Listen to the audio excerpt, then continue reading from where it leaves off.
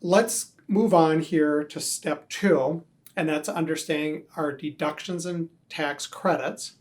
Our deductions are going to be a standard deduction or an itemized deduction. So the standard deduction, if you're married filing joint, is $24,800. And for single individuals, it's $12,400. In addition to that, if you're age 65 or blind, married filing joint, you get an additional $1,300 each, or if you're single, $1,650. Okay, that's our standard deduction.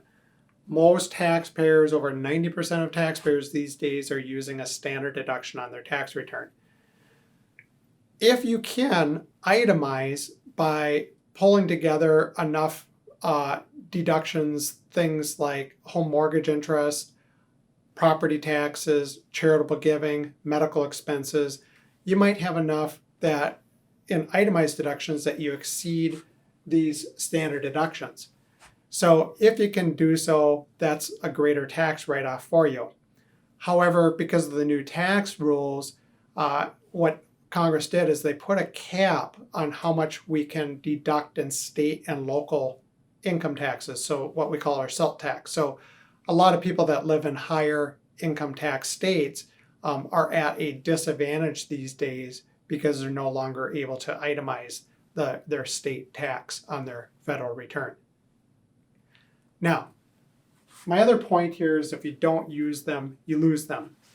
And what I mean here is I had a gentleman recently that attended one of our webinars, and he was having, he said that he's in a 0% bracket, and for the last 4 years, he hasn't paid any income taxes. We ran the tax mapping strategy for him, and we found that, yes, he was correct in that part of his tax preparation. However, he had more in standard deduction than he did in income. So he is actually in a negative tax bracket. What I figured out for him is that he could actually convert about $25,000 of his 401k, or excuse me, his IRA into a Roth IRA each year and still be in a 0% tax bracket.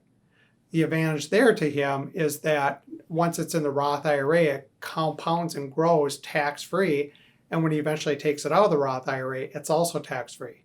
And so even though he is doing everything right with his tax preparation, he wasn't doing what we call the forward tax planning, and he missed out on the opportunity to do Roth conversions over the last 4 years.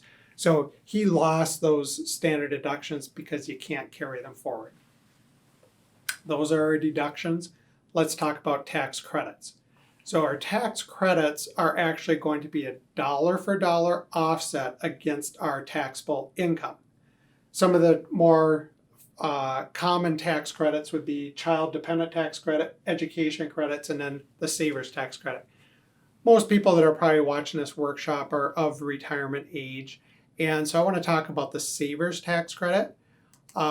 In this example here, we have a couple that they have $40,000 of income coming in.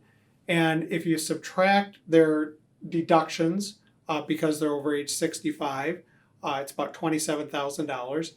And then from there, because they have some part-time seasonal work coming in or earned income coming in, they're still eligible to contribute to an IRA account. And in this case, they invested $2,000 into IRA, and that brought their taxable income down to $11,000. Times the 10% tax rate brings them to $1,100 of taxes. Now they're eligible for the saver's tax credit because they put that $2,000 into the IRA account. And so the government gives them a $1,000 tax credit, which again is a dollar for dollar offset against the taxes due. And that brought their tax liability down to $100. So tax credits, very impactful. Keep in mind that you still may be eligible to do retirement account contributions.